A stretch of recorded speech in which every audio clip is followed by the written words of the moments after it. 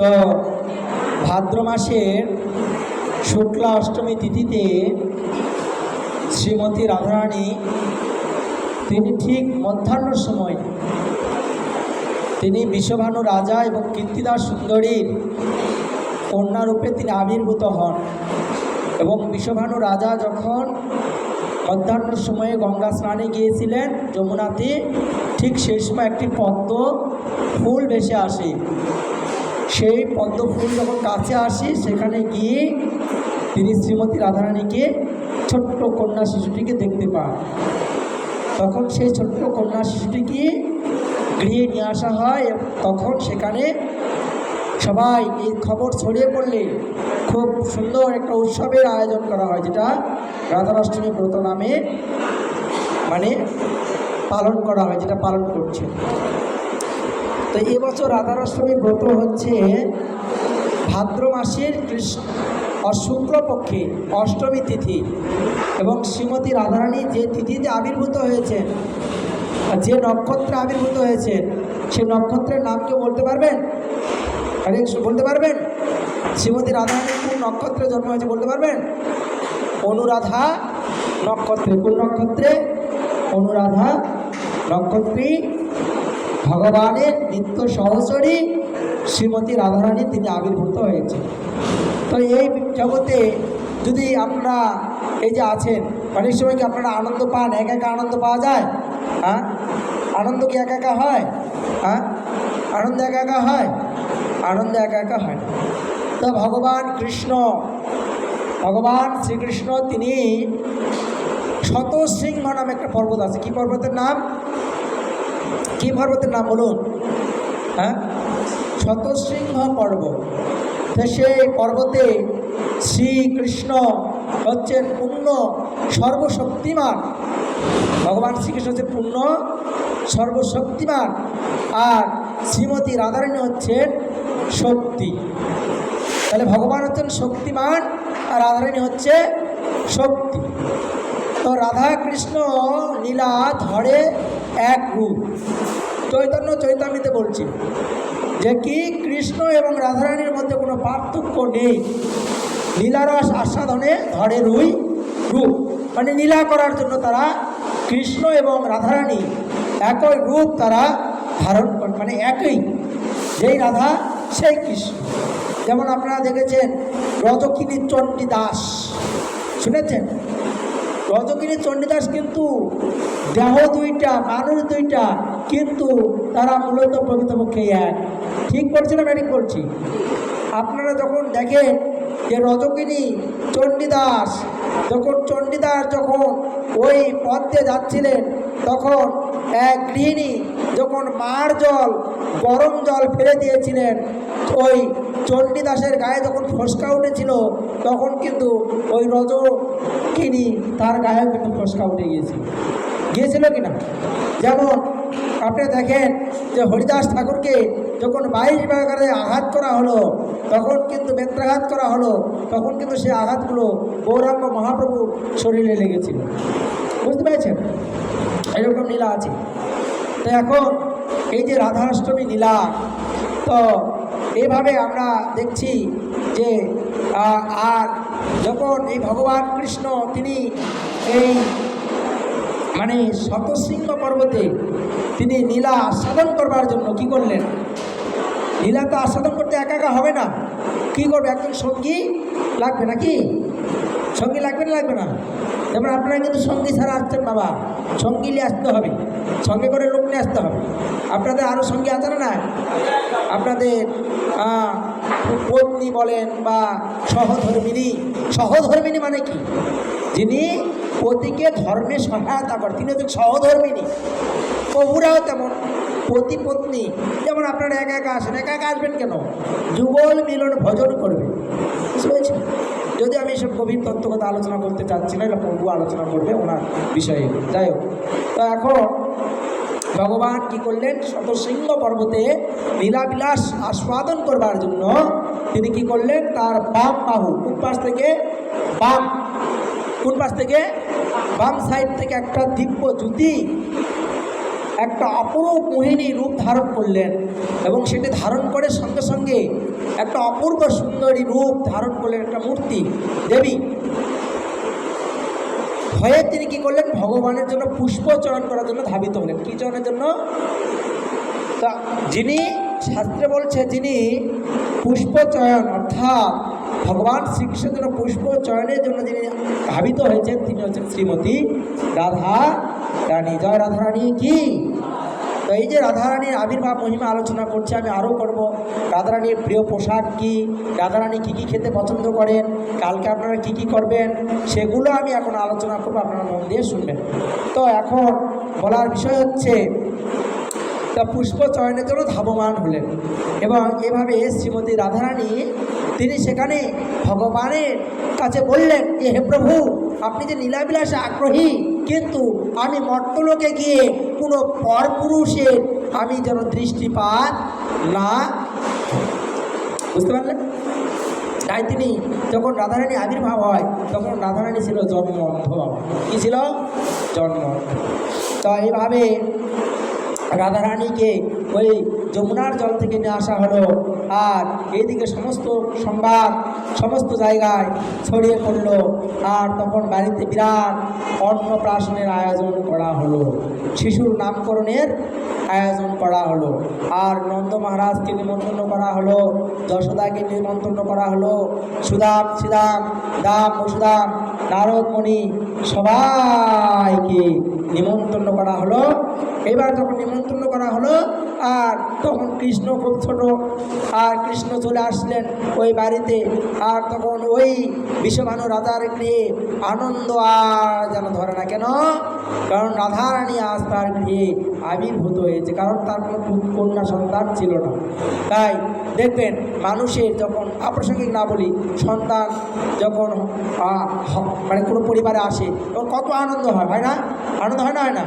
হ্যাঁ, তো এইরকম ওই বিশ্বভানু রাজার বাড়িতে খুব আনন্দ হয়েছে, আর কৃষ্ণ চলে আসছে। আর এদিকে নন্দ মহারাজ, বিশ্বভানু রাজা, কীর্তিদা সুন্দরী গল্প করতেছে। যেমন আপনারা যখন আত্মীয়ের বাড়িতে যান, তখন আপনারা কী করেন? কেমন আছেন, ভালো মন্দ। তো তখন ওইদিকে কৃষ্ণ হামাগুড়ি দিয়ে দিয়ে গিয়ে রাধারানী যায় চোখে হাত দিলেন। দোলনাতে রাধারানী শুয়েছিল, আর তখন রাধারানী চক্ষু দিত হলো, আর তখন সেই গৃহে সবাই সংবাদটি জেনে গেল। এইভাবে রাধারানী চক্ষু মুদিত হয়ে প্রথমে তিনি কাকে দর্শন করলেন? ভগবান কৃষ্ণকে দর্শন। এই জন্য দেখবেন আমাদের কিন্তু ওই যে একটা অনুষ্ঠান হয়, যেটা ওই কি বলে বিবাহ, ওইখানে ওদের শুভ দৃষ্টি হয়। এইরকম রাধারানী আর কৃষ্ণ এরকম মানে হয়েছে।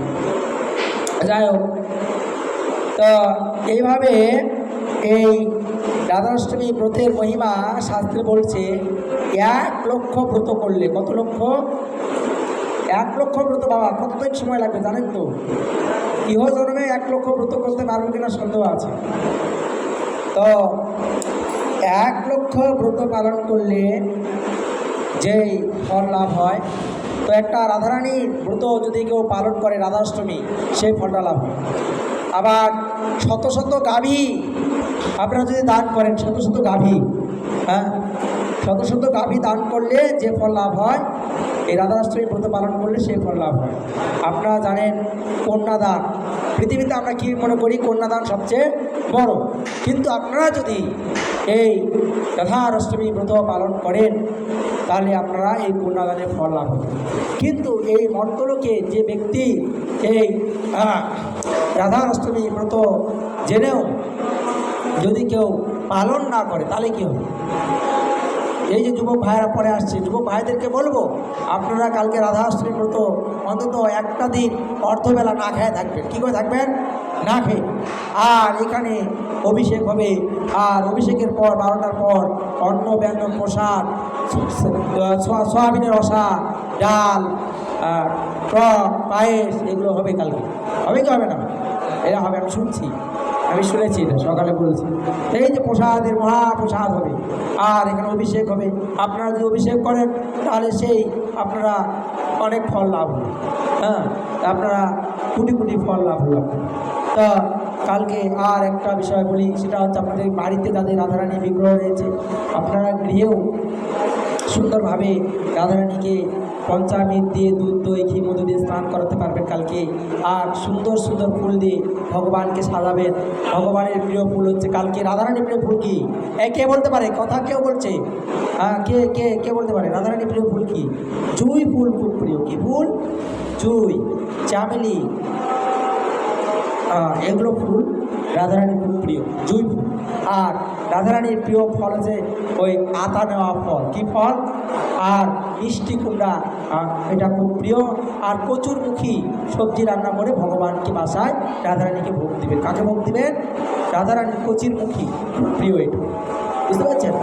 তো এইভাবে আপনারা গৃহে এইভাবেও আপনারা করবেন। আর মন্দিরে আয়োজন হবে, মন্দিরে করবেন।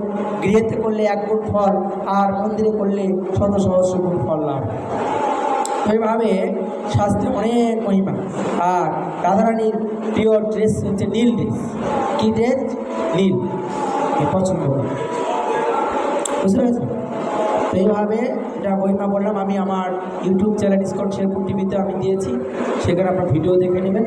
তো এখানে বিশ্রাম দিলাম, কালকে আমাদের অনুষ্ঠান যেহেতু, তো এখানে বিশ্রাম দেবো। ভাইরা পরে আসে, আপনাদেরকে মেসেজ দেবো এটাই, কালকে অভিষেক হবে, অনুষ্ঠান উপবাস ব্রত আপনারা সবাই ব্রত থাকার চেষ্টা করবেন, পালন করবেন এবং সংযম পালন করবেন। এবং আপনারা সংকল্প করবেন, রাত্রে হাত পা ধুয়ে খুব সুন্দর পরিষ্কার পরিচ্ছন্নভাবে রাধারানীর কাছে প্রার্থনা করবেন, হে শ্রীমতী রাধারানী।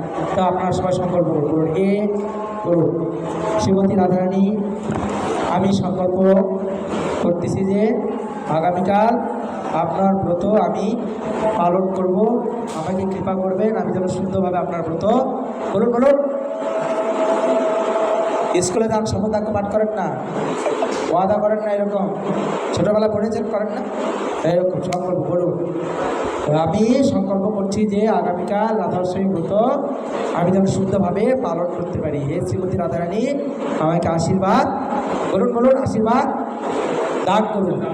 আমি যেন আগামীকাল তোমার উপবাস বলুন বলুন প্রতিজ্ঞা করো তো পালন করতে পারি, একবেলা। হ্যাঁ, এইভাবে আপনারা করবেন, ঠিক আছে? আর আজকে আপনারা 12টার আগে খেয়ে নেবেন। কয়টার আগে খেয়ে নেবেন? রাত 12টার আগে খেয়ে নিতে হবে। খেয়ে নিয়ে দাঁত ব্রাশ করবেন আর এইভাবে করবেন। তো এই হচ্ছে রাধারানীর মহিমা। আমি বললাম শাস্ত্রে অনেক মহিমা আছে। আর আপনারা কালকে যে চিত্রপট আছে ভগবানের আছে, ছাত্র ভাইরা ওই চিত্রপটে ফুল দেবেন, ফুল স্নান টান করে সকালে পুষ্প নিবেদন করবেন, ঠিক আছে? এভাবে করবেন। আর আপনার কালকে ভগবানকে ফুলের মালা, মিষ্টি দ্রব্য, এগুলো আপনারা ভগবানকে ভোগ নিবেদন করবেন। খুব যেগুলো ভোগ ভগবানের খুব প্রিয়, যেগুলো নিজে রন্ধন করে সেগুলো ভগবানকে ভোগ দেবেন, ঠিক আছে? তো এভাবে আপনারা এই রাধাষ্টমী ব্রত পালন করবেন। তো এই ব্রত পালন করেছিলেন একটা বারবনিতা, মানে একটা পতিতা। তিনি এই রাধাষ্টমী ব্রত সম্পর্কে জানতেন না। তো তিনি এরকম নিশি অবসানে কোথায় যাবে কি করে তিনি বুঝতে পারছেন না।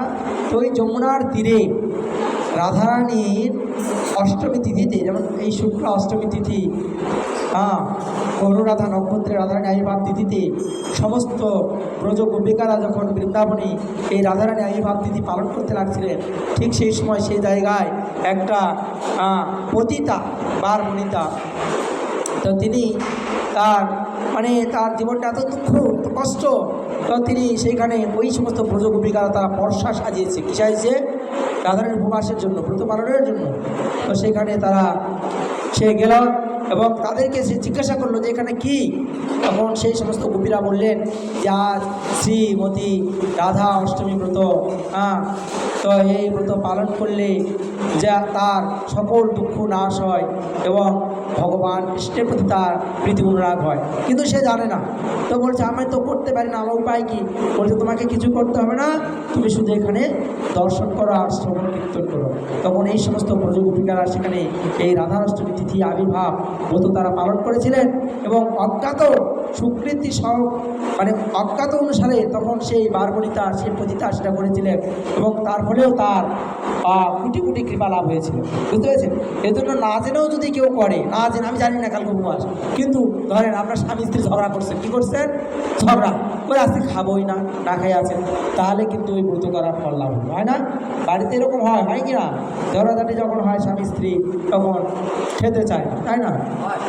তো তখন এরকম যখন হয় তখন ওই যে না খেয়ে থাকলো, এরকম যদি কেউ অজান্তেও যদি না খেয়ে থাকে, এই উপবাস করে, তবে একটা কথা বলবো, সেটা হচ্ছে এই রাধারসের ব্রত আপনারা অর্ধ দিবসও করতে পারেন, আবার পূর্ণ দিবসও করতে পারবেন। তবে যেহেতু রাধারানী দুপুরে আবির্ভাব হয়েছে, দুপুরে জন্ম আবির্ভাব হয়েছে, এই জন্য আমাদেরকে দুপুর পর্যন্তই করতে হবে। তো অনেকে সারাদিন থাকবে, সারা রাত থাকবে, অনেকে আমি আজকে শুনেছি অনেকে আটা উটি খাবে এই সমস্ত জিনিস। তো সেটা আমি তাদেরকেও বলছি, যেহেতু সেগুলো যেহেতু পঞ্চরবিশেষ্য থেকে তৈরি, তা অন্ন আর পঞ্চরবিশেষ্যের মধ্যে কোনো পার্থক্য থাকলো না। তো এই জন্য আমাদের অর্ধ দিবস করাটাই শ্রেয়, এতে কোনো মানে দোষের কিছু নেই, ঠিক আছে? তো এইভাবে আপনারা সবাই রাধা অষ্টমীর ব্রত পালন করবেন। আর কালকে আপনারা রাধিকা অষ্টকম, রাধার অষ্টদশ শতনাম রয়েছে, সেগুলো আপনারা পাঠ করবেন। আর বেশি বেশি করে হরিনাম, জপ, কীর্তন, ভক্তসঙ্গ, কৃষ্ণনাম এগুলো করবেন। আর রাধারানীর যেগুলো প্রিয় সেগুলো রন্ধন করে করে রাধারানীকে আপনারা ভোগ নিবেদন করবেন, তাহলেই আপনাদেরকে রাধারানী অনেক কৃপা করবে। বুঝতে পেরেছেন? তো এই জগতে যদি আপনি যেমন প্রধানমন্ত্রীর সঙ্গে দেখা করতে যান, তাহলে কিন্তু আপনি দেখা করতে পারবেন। কার প্রয়োজন? ওই সচিব বা কার অনুমতি। তেমনি ভগবানকে পেতে হলে রাধারানীর কৃপা ছাড়া ভগবানকে পাওয়া সম্ভব নয়।